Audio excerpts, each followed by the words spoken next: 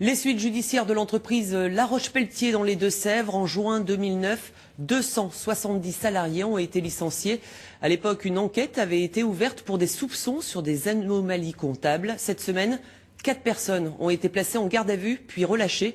Mais les faits semblent bien se confirmer. Marie-Noëlle Missud, Thomas Chapuzot. La section financière de la police judiciaire de Poitiers a travaillé 1 an sur l'affaire La Roche-Pelletier.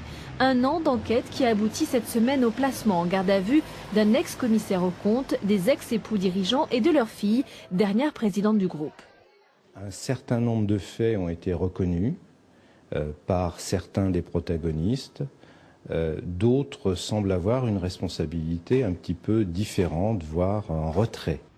Tous ont été relâchés après 48 heures de garde à vue. Le parquet doit désormais définir les responsabilités de chacun. Les infractions relevées sont graves. On parle ici de banqueroute par détournement d'actifs et d'abus de biens sociaux.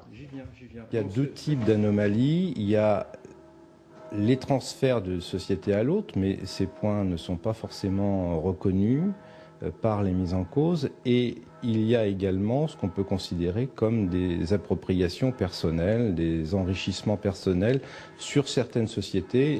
C'est aussi, je dois le dire, relativisé par les ex-dirigeants. Pour les salariés qui avaient déposé plainte en juin 2009, les premières conclusions de l'enquête ne sont pas étonnantes.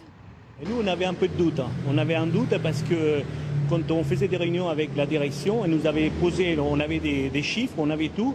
Et au moment qu'on est passé au tribunal pour la liquidation du judiciaire, ce n'était pas du tout les mêmes chiffres. L'enquête préliminaire est pratiquement terminée. Le parquet devrait renvoyer certains protagonistes devant le tribunal correctionnel début 2011. Et demain, justement, les ex-salariés de La Roche-Pelletier seront réunis à la crèche près de Niort pour faire le point sur les dossiers au prud'homme.